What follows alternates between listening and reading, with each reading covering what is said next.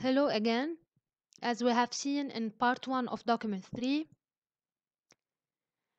the specific immune response is induced or triggered following the cooperation between a macrophage presenting the non-self antigen and a T helper. In part 2, we are going to explain this cooperation.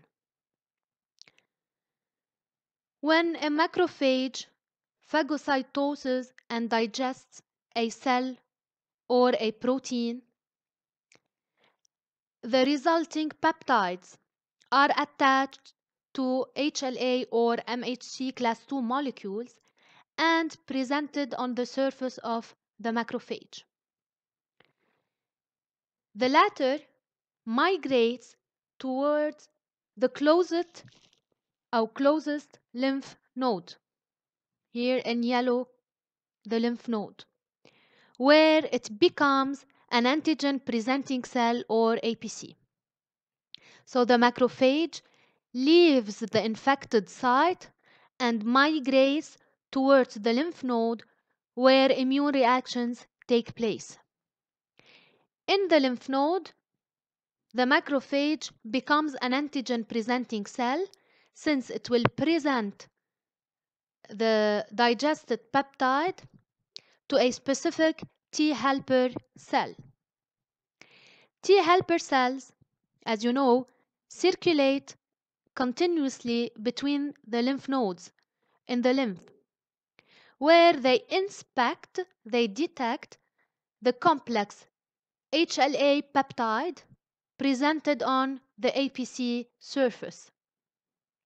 Now, only TH cells that are specific for the peptides presented by the macrophage remain attached to it. You see the blue one, the T helper, the blue in the blue color.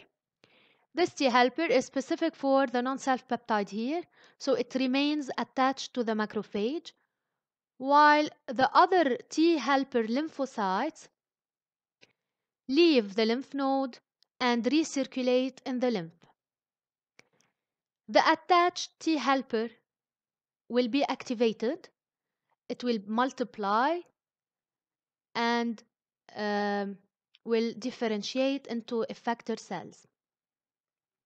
So, small recap, the macrophage after phagocytosis leaves the infected site and migrates toward the lymph nodes where it becomes an antigen presenting cell that presents the non-self peptide to a specific T helper lymphocyte. This T helper lymphocyte will be activated. Here the attraction of the T helper by the macrophage and the activation of this T helper. Now, after activation, what is the fate of the activated T helper lymphocytes? In fact, the activation of T helper lymphocytes comprises 5 phases or 5 steps: the antigen recognition, the activation, the clonal expansion, differentiation, and finally the effector phase. The recognition of the antigen presented on the macrophage by a specific T4 or TH lymphocyte is the first step in the activation of T helper. So it's the antigen recognition. Once the T helper recognizes the antigen, it is activated. It undergoes a clonal expansion. Clonal expansion means multiplication of the activated T helper. The activated T helper will multiply and gives a clone, a group of identical T helper having identical TCR and specific for the same type of antigen. That's why we call it clonal expansion. Clonal يعني group of the same type, expansion, multiplication. Following the multiplication of the T helper, we have differentiation. It's the differentiation phase. some of the multiplied T helper lymphocytes will become memory cells. Here CD4 plus means CD4, the molecule presented on the T helper called also T4. That's why we call them T4, since they have on their membrane the molecule CD4. Plus means the presence of this molecule on the surface of the lymphocyte. So after clonal expansion, some of the activated and expanded T helper will become memory cells. The memory cells are preserved for many years. They will be activated later following the second contact with the same antigen.